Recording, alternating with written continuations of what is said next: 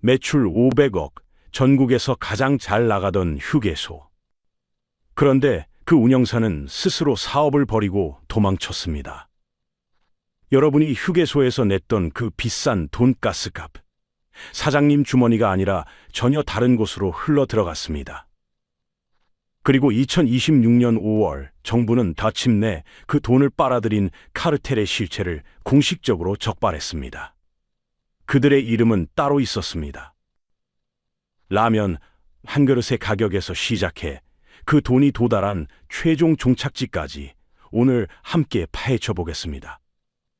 명절이나 휴가철, 고속도로를 달리다 한 번쯤 휴게소에 들릅니다. 출출한 배를 채우려 메뉴판 앞에 서면 가격을 본 순간 손이 멈춥니다. 본격적인 이야기에 앞서 구독과 좋아요는 채널에 큰 힘이 됩니다. 라면 한 그릇이 7,000원에서 8,000원, 돈가스는 무려 15,000원입니다. 가족 4명이 간단히 먹으면 5만 원이 우습게 사라집니다. 문제는 가격만이 아닙니다. 그 비싼 돈가스가 냉동을 데우기만 한 맛이고 라면도 집에서 끓인 것과 다르지 않습니다. 한마디로 호텔 레스토랑 가격의 학교 급식 퀄리티입니다. 그래서 많은 분이 어느 순간부터 휴게소를 멀리하기 시작했습니다. 화장실만 쓰고 나오고 커피와 간식은 미리 챙겨옵니다. 휴게소 음식은 호구나 사 먹는 것이라는 말까지 생겨났습니다. 정말 가격이 오른 걸까요? 도로공사 자료에 따르면 3년간 휴게소 식음료 가격은 12.5% 올랐습니다. 같은 기간 일반 물가 상승폭 8.3%의 약 1.5배입니다. 그중 돈가스류는 25.1%나 뛰었습니다. 우리가 느낀 부담은 착각이 아니었습니다. 여기서 우리는 휴게소 사장님을 떠올립니다. 사장이 욕심을 부리니까 비싼 것 아니냐. 비싼 값을 받았으니 그 돈을 사장이 챙겼을 거라 믿게 됩니다. 그런데 여기서 이 영상의 첫 번째 반전이 시작됩니다. 비싸고 맛없는 건 당신 탓이 아닙니다. 그리고 놀랍게도 그 사장님 탓도 아닙니다. 오히려 사장님 역시 피해자입니다. 그 비싼 값을 받으면서도 정작 손에 쥐는 돈은 얼마 되지 않습니다. 그러니 휴게소 앞에서 느꼈던 그 분노는 정당합니다. 우리는 분명히 무언가에 당하고 있었습니다. 다만 그 대상을 잘못 알고 있었을 뿐입니다. 진짜 범인은 누구이고 내가 낸 그 돈은 대체 어디로 흘러간 걸까요? 비밀은 영수증에 찍히지 않는 단 하나의 숫자에 숨어 있습니다. 그 비싼 값을 받으면 사장은 돈을 벌어야 정상입니다. 그런데 휴게소 사장님들은 줄줄이 망합니다. 그 단 하나의 숫자는 바로 수수료입니다. 물건을 팔 때마다 건물주에게 떼주는 자릿세 비율이죠. 비교해 보겠습니다. 땅값이 가장 비싼 강남 백화점의 판매 수수료가 10.1%입니다. 그렇다면 허허벌판 고속도로 휴게소는 더 저렴해야 맞습니다. 그런데 평균이 33%, 강남 백화점의 거의 2배였습니다. 대천 휴게소의 한 매장은 62%까지 치솟았습니다. 100원을 팔면 62원을 자릿세로 바친다는 말입니다. 2018년 국정감사 자료를 보면 입점업체의 45%가 수수료 40%를 넘게 내고 있었습니다. 이쯤 되면 장사가 아니라 헌납입니다. 이제 그 라면 한 그릇을 해부해 보겠습니다. 먼저 짚자면 지금부터의 숫자는 업계의 추정 계산입니다. 휴게소마다 조건은 다르지만 구조를 이해하는 데는 충분합니다. 6,500원에서 재료비가 빠지고 인건비가 빠지고 마지막으로 그 거대한 수수료가 빠집니다. 이렇게 빠지는 돈이 매출의 약 45%. 여기에 전기세와 가스비까지 더하면 사장님 손에 남는 건 겨우 200원에서 300원입니다. 버스 한 번도 못 타는 돈입니다. 이게 장사입니까? 봉사활동입니까? 여기서 우리가 늘 헷갈리는 걸 정리해야 합니다. 매출과 이익은 전혀 다른 말입니다. 휴게소는 손님으로 가득 차고 라면도 불티나게 팔립니다. 겉으로는 돈을 쓸어 담는 것 같은데 사장님 통장은 비어 있습니다. 들어온 돈 대부분이 그대로 빠져나가기 때문입니다. 게다가 고속도로 한복판. 사장님은 가게를 옮길 수도, 손님은 갈아탈 가게도 없습니다. 비싸도 살 수밖에 없는 갇힌 시장이죠. 그러니 비싸고 맛없는 건 사장님 욕심이 아니라 사장님도 이 구조에 짓눌린 피해자였습니다. 그렇다면 마지막 질문이 남습니다. 라면값의 절반이 빠져나간 그 33%. 이 돈은 대체 누가 가져갈까요? 여기서부터 더 거대한 존재가 등장합니다. 여기서 숫자를 하나 더 꺼내야 합니다. 도로공사가 운영사에게 받는 임대료는 매출의 9%입니다. 그런데 입점업체가 내는 수수료는 33%였습니다. 같은 매출을 두고 한쪽은 9%, 다른 한쪽은 33%를 냅니다. 그 사이에서 약 24%포인트가 증발했습니다. 영수증 어디에도 찍히지 않는 돈. 중간에 낀 누군가의 주머니로 들어간 돈입니다. 그럼 그 중간의 운영사는 누구일까요? 여기서 한 단어가 등장합니다. 도피아. 도로공사와 마피아를 합친 말로 도로공사 퇴직자들이 만든 이권 카르텔을 부르는 이름입니다. 오랫동안 이건 소문이고 의혹일 뿐이었습니다. 그런데 2026년 5월 국토교통부가 특별감사로 그 실체를 공식 적발했습니다. 이름이 있었습니다. 도성회, 도로공사 퇴직자 단체입니다. 이들은 100% 출자 회사를 세우고 그 밑에 자회사를 두며 휴게소 운영권을 차지했습니다. 문제는 그 방식입니다. 감사 결과 도로공사가 입찰 공고와 일정을 퇴직자 회사에 사전에 흘린 정황이 드러났고 써낸 입찰가가 거의 똑같았습니다. 짜고 친 담합의 흔적입니다.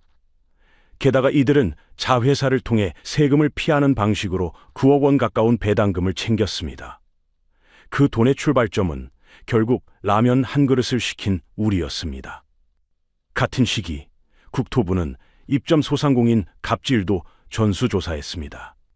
적발된 불공정 행위가 무려 58건, 시설 관리비를 떠넘기고 비싼 식자재를 억지로 사게 하고 받아야 할 납품 대금조차 주지 않았습니다.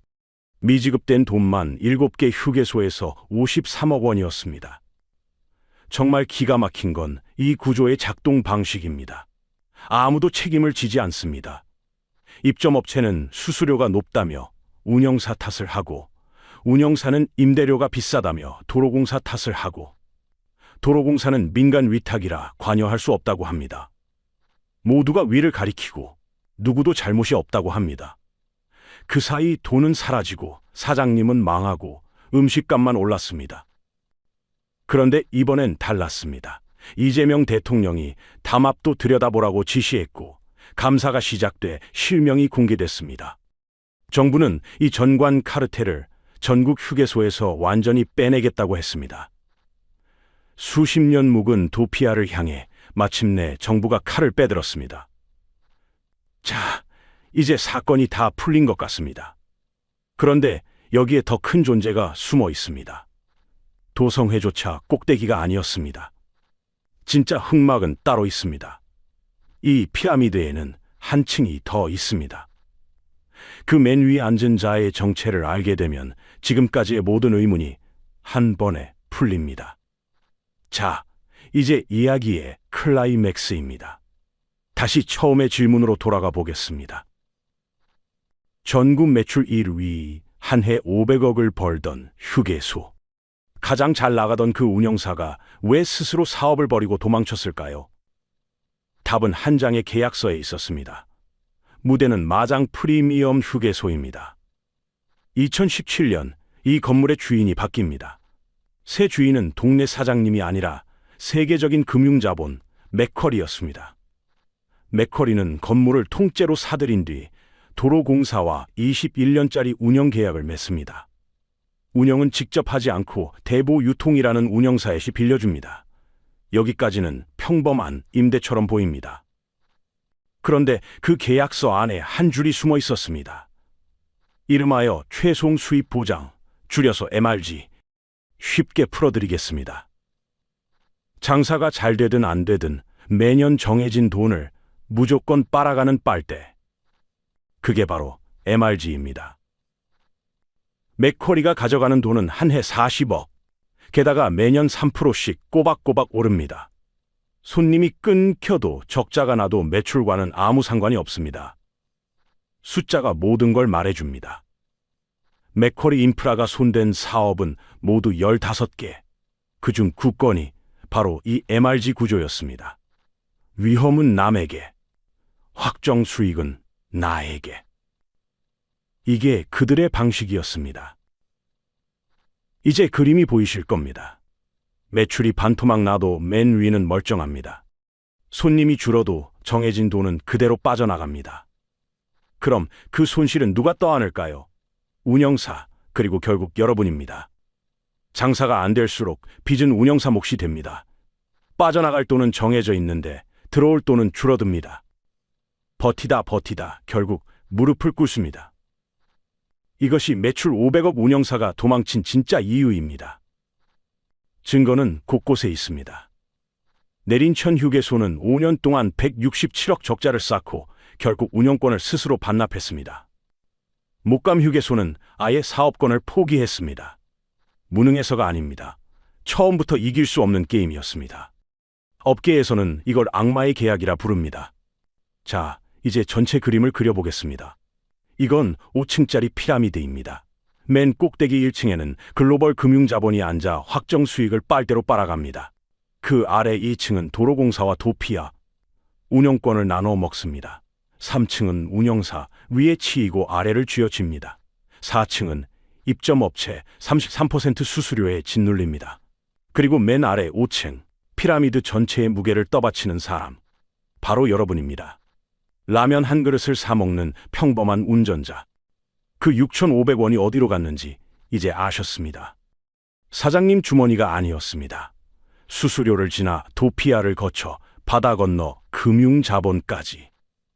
그 긴 빨대의 끝에 여러분의 지갑이 물려 있었습니다. 퍼즐의 마지막 조각이 맞춰졌습니다. 그래서 도망쳤구나. 자, 그렇다면 외국 휴게소도 다 이럴까요? 큰 오산입니다. 미국에는 버키스라는 휴게소가 있습니다. 사람들은 휴게소계의 디즈니랜드라 부릅니다. 화장실 청소 직원의 시급이 $20, 계산대 직원보다 높습니다. 깨끗함이 곧 돈이기 때문입니다. 가장 큰 매장의 주유구는 120개에 달하고 텍사스 바비큐와 지역 특산품을 보러 사람들이 일부러 찾아갑니다. 통행을 강제하는 게 아니라 가고 싶은 목적지가 되어 돈을 법니다. 우리는 정반대입니다. 다른 데로 갈 수 없으니 비싸도 살 수밖에 없는 포로 시장. 미국은 손님을 끌어들이고 우리는 손님을 가둡니다. 더 끔찍한 건 미래입니다. 2025년 8월 말 국내 전적 등록은 82만 대를 넘었고 친환경차 비중도 12%를 넘어섰습니다. 문제는 충전 시간입니다. 기름은 3에서 5분이면 끝나지만 급속 충전은 20분에서 30분이 걸립니다. 머무는 시간이 5, 6배로 늘어난다는 뜻입니다. 화장실만 쓰고 나가던 사람도 충전이 끝날 때까지 갇혀 비싼 음식 말고는 시간 보낼 방법이 없습니다. 인질극이 더 길어지는 셈입니다. 그런데 희망도 있습니다. 2026년 정부가 칼을 빼들었습니다. 중간에서 돈을 빨아가던 운영업체를 없애고 도로공사 자회사가 직접 운영하는 직영 방식으로 바꿉니다. 올해 5곳으로 시작해 내년엔 수십 곳으로 확대됩니다. 중간 단계가 사라지면 그만큼 음식값을 낮출 수 있습니다. 빨대 하나를 뽑아내는 겁니다. 방침은 분명합니다. 전관들의 카르텔, 그 도피아를 전국 휴게소 운영에서 완전히 배제하겠다는 것입니다. 이게 남의 나라 이야기가 아닙니다. 손님을 가두는 곳으로 남을 것인가, 손님이 찾아오는 곳으로 바뀔 것인가. 그 갈림길에 지금 우리가 서 있습니다. 자, 그 라면 한 그릇 6,500원은 결국 어디로 갔을까요? 200원 남짓이 사장님 손에 겨우 남았고 그 위로 33% 수수료가 운영사에게 흘러갔습니다. 운영사 위에는 정부가 적발한 도성회가, 그 위에는 장사가 되든 안 되든 매년 정해진 돈을 빨아가는 글로벌 금융자본이 있었습니다. 5층의 피라미드. 그 맨 아래에서 모든 무게를 떠받친 건 언제나 우리 소비자였습니다. 그런데 수십 년 누구도 건드리지 못했던 그 구조에 정부가 마침내 칼을 빼들었습니다. 견고하던 피라미드가 지금 조금씩 흔들리기 시작했습니다. 기억해 두시기 바랍니다. 비싸고 말없는 건 당신 탓이 아니었습니다. 처음부터 당신 머리 위에 쌓여 있던 구조의 무게였습니다. 다음에 휴게소에 들르시거든 그 영수증 한 장을 다시 들여다보십시오. 그 작은 숫자 뒤에 누가 서 있었는지 기억하시길.